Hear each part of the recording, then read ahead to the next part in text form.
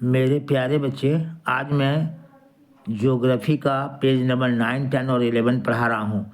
ये क्लास 12 का पेपर 1 है, ज्योग्राफी का पेपर 1 है। विरल जनसंख्या क्षेत्र है, तो इस ऑप्शन के मुताबिक ध्रुवीय प्रदेश में सबसे कम जनसंख्या निवास करती है, अर्थात वो विरल क्षेत्र है।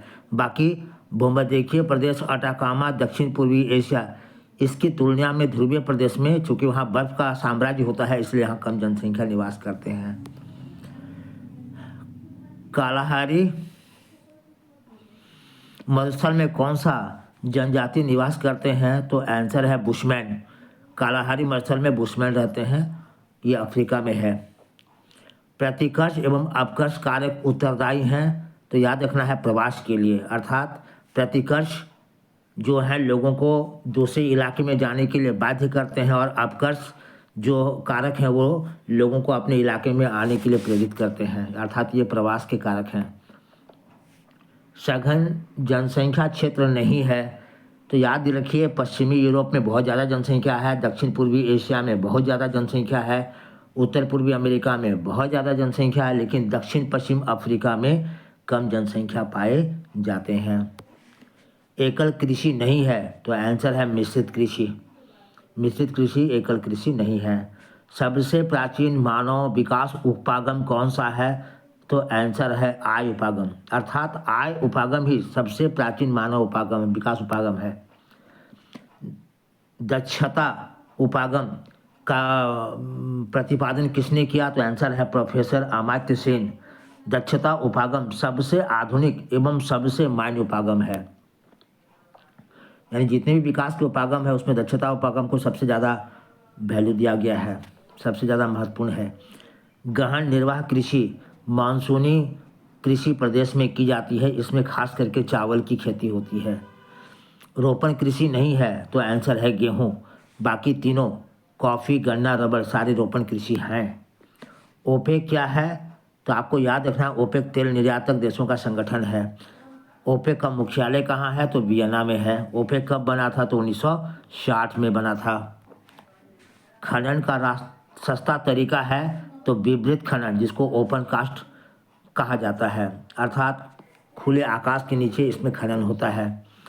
तृतीय क्रियाकलाप कौन है? तो तृतीय क्रियाकलाप है सेवा क्षेत्र, अर्थात तृतीय क्रियाकलाप को सेवा क्षेत्र की भी नाम से जाना जाता है। किस उद्योग को सबसे अधिक ऊर्जा शक्ति की आवश्यकता पड़ती है? तो आंसर है एल्यूमिनियम उद्योग। एल्यूमिनियम उद्योग वहीं खोले जाते हैं जहां ऊर्जा काफ़ी सस्ता मिल सकता है, क्योंकि इस उद्योग के लिए काफ़ी अधिक ऊर्जा की आवश्यकता पड़ती है। प्रशांत महासागर का प्रवेश द्वार कहलाता है, तो आंसर है पनामा नहर। इसका निर्माण 1914 में किया गया था। रेशम मार्ग चीन से रोम तक 6000 किलोमीटर में फैला हुआ है। उजला सोना कहलाता है, तो आंसर है कपास। एल्यूमिनियम मिलता है बॉक्साइट से। उजला सोना हो गया कपास, और एल्यूमिनियम मिलता है बॉक्साइट से, अर्थात बॉक्साइट से क्या मिलता है? एल्यूमिनियम। मिल्पा एवं लदांग संबंधित है, तो आंसर है झूम की खेती से।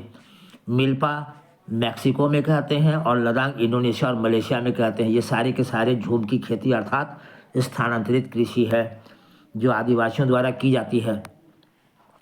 जनसंख्या में प्रथम स्थान किसका हो गया है? आज भारत का हो गया है, और चीन दूसरे नंबर पर चला गया है। विश्व में सबसे ज़्यादा जनसंख्या आज कहाँ है? तो भारत में। पिट्सबर्ग औद्योगिक क्षेत्र अमेरिका में है, और ये लोहा इस्पात के लिए फेमस है। पृथ्वी में जल का भाग कितना है? तो 71% है। जंग का कटोरा किसका उपनाम है? तो आंसर है पिट्सबर्ग को जंग का कटोरा भी कहा जाता है। श्रीनगर शब्द का पहली बार प्रयोग किए, तो आंसर है पैट्रिक गिडीज, अर्थात पैट्रिक गिडीज ने ही श्रीनगर शब्द का प्रयोग किए थे। शिकार एवं संग्राहक किसके अंतर्गत आते हैं? तो प्राथमिक क्रियाकलाप के अंतर्गत आते हैं। अनवीकरणीय ऊर्जा स्रोत कौन कौन है? तो कोयला, पेट्रोलियम एवं प्राकृतिक गैस हैं। इसका मतलब ये हो गया कि कोयला, पेट्रोलियम और प्राकृतिक गैस अगर एक बार समाप्त हो गया तो दोबारा इसको बनाया नहीं जा सकेगा, अर्थात इसका नवीकरण नहीं किया जा सकेगा। इसलिए ये तीनों अनवीकरणीय ऊर्जा स्रोत के अंतर्गत आते हैं।